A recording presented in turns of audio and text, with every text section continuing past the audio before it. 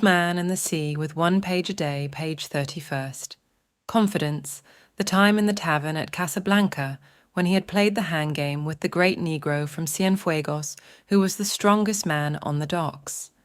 They had gone 1 day and 1 night with their elbows on a chalk line on the table and their forearms straight up and their hands gripped tight. Each one was trying to force the other's hand down onto the table. There was much betting, and people went in and out of the room under the kerosene lights, and he had looked at the arm and hand of the Negro and at the Negro's face. They changed the referees every 4 hours after the first 8, so that the referees could sleep. Blood came out from under the fingernails of both his and the Negro's hands, and they looked each other in the eye and at their hands and forearms, and the betters went in and out of the room and sat on high chairs against the wall and watched. The walls were painted bright blue and were of wood, and the lamps threw their shadows against them. The Negro's shadow was huge, and it moved on the wall as the breeze moved the lamps. The odds would change back and forth all night, and they fed the Negro rum and lighted cigarettes for him. Then the Negro, after the rum, would try for a tremin. Deuce effort, and once he had the old man, who was not an old man then, but was Santiago el Campeón, nearly 3 inches off balance. But the old man had raised his hand up to dead even again. He was sure then that he had the Negro, who was a fine man and a great athlete, beaten.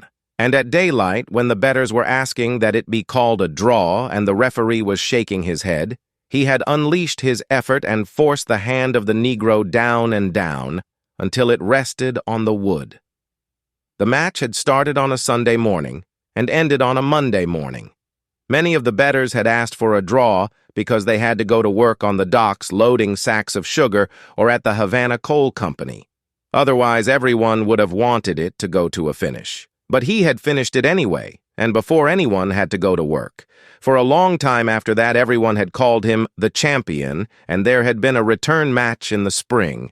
But not much money was bet, and he had won it quite easily since he had broken the confidence of the Negro from Cienfuegos in the first match. After that, he had a few matches and then no more. He decided that he could beat anyone if he wanted to badly enough, and he decided that it was bad for his right.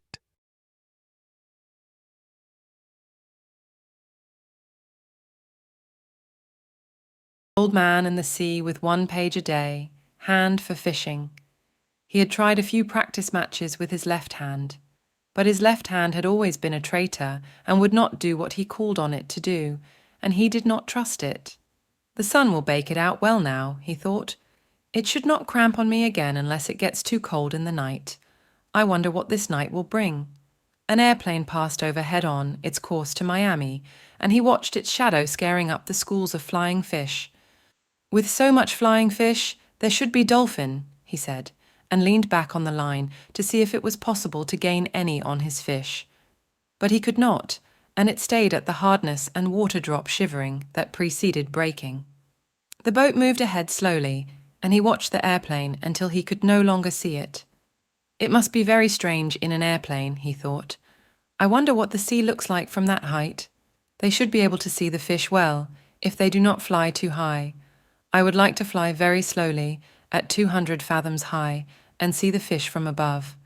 In the turtle boats I was in the cross-trees of the masthead, and even at that height I saw much. The dolphin look greener from there, and you can see their stripes and their purr. PL spots, and you can see all of the school as they swim. Why is it that all the fast-moving fish of the dark current have purple backs and usually purple stripes or spots? The dolphin looks green, of course, because he is really golden. But when he comes to feed, truly hungry, purple stripes show on his sides as on a marlin. Can it be anger or the greater speed he makes that brings them out? Just before it was dark, as they passed a great island of sargasso weed that heaved and swung in the light sea, as though the ocean were making love with something under a yellow blanket, his small line was taken by a dolphin. He saw it first when it jumped in the air, true gold in the last of the sun, and bending and flapping wildly in the air. It jumped again and again in the acrobatics of its fear, and he worked his way back to the stern and crouching and holding the big line with his right hand and arm.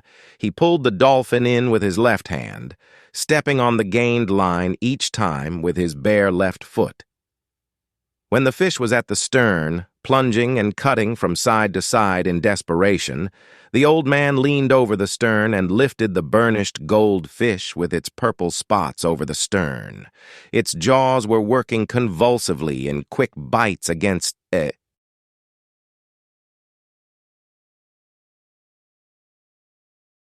Man and the Sea with 1 page a day, page 33rd.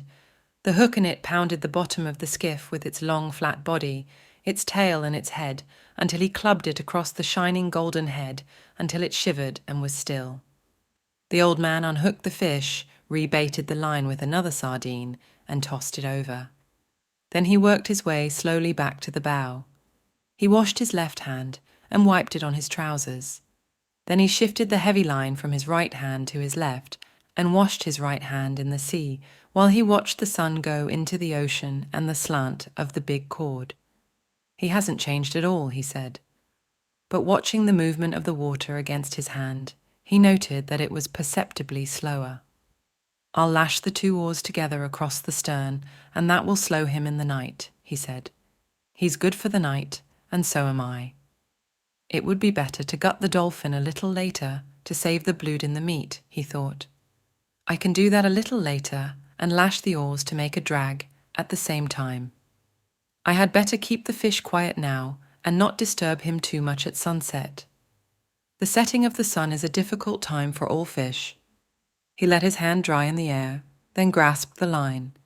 With it, and eased himself as much as he could, and allowed himself to be pulled forward against the wood so that the boat took the strain as much or more than he did. I'm learning how to do it, he thought. This part of it anyway. Then, too, remember he hasn't eaten since he took the bait, and he is huge and needs much food. I have eaten the whole bonito. Tomorrow I will eat the dolphin. He called it dorado. Perhaps I should eat some of it when I clean it. It will be harder to eat than the bonito. But then, nothing is easy.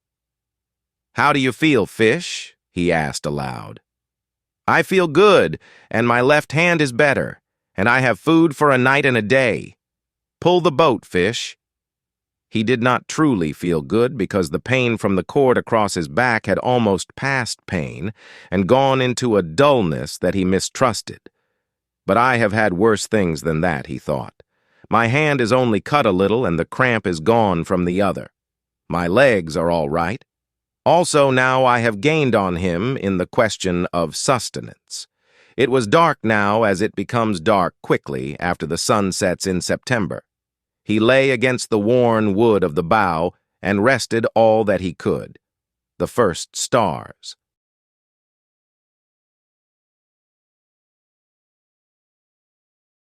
Man and the Sea with 1 page a day, page 30, 4th, were out. He did not know the name of Rigel, but he saw it, and knew soon they would all be out, and he would have all his distant friends.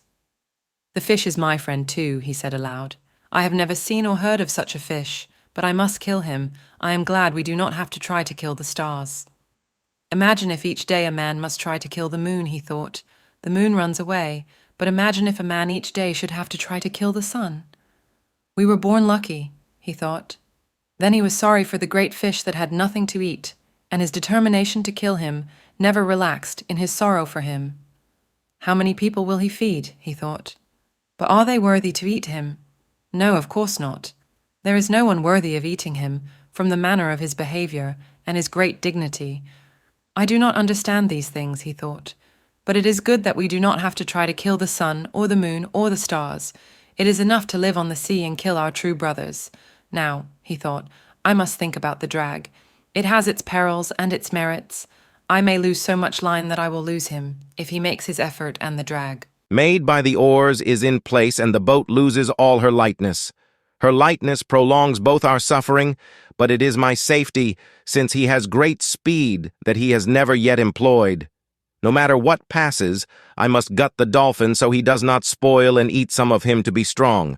Now I will rest an hour more and feel that he is solid and steady before I move back to the stern to do the work and make the decision. In the meantime, I can see how he acts, and if he shows any changes. The oars are a good trick, but it has reached the time to play for safety.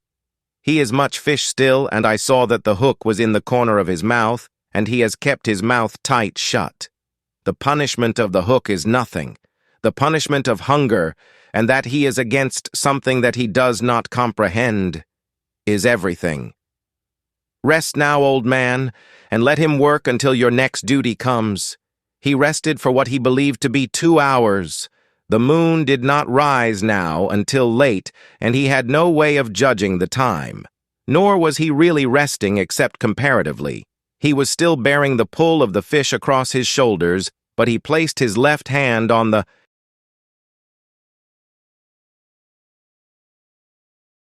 Old Man and the Sea with 1 page a day, page 35th, gunnel of the bow, and confided more and more of the resistance to the fish to the skiff itself.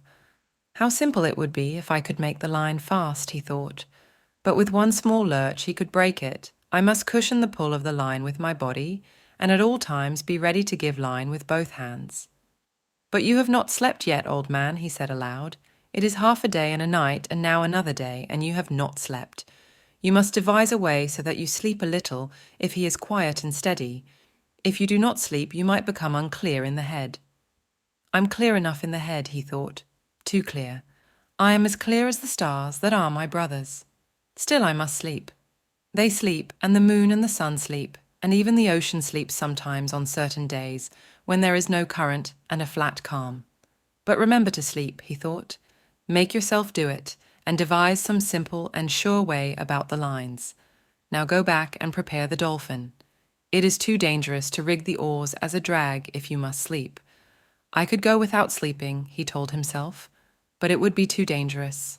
He started to work his way back to the stern on his hands and knees, being careful not to jerk against the fish. He may be half asleep himself, he thought, but I do not want him to rest. He must pull until he dies. Back in the stern, he turned so that his left hand held the strain of the line across his shoulders and drew his knife from its sheath with his right hand. The stars were bright now, and he saw the dolphin clearly, and he pushed the blade of his knife into his head and drew him out from under the stern. He put one of his feet on the fish and slit him quickly from the vent up to the tip of his lower jaw. Then he put his knife down and gutted him with his right hand, scooping him clean and pulling the gills clear. He felt the maw heavy and slippery in his hands, and he slit it open.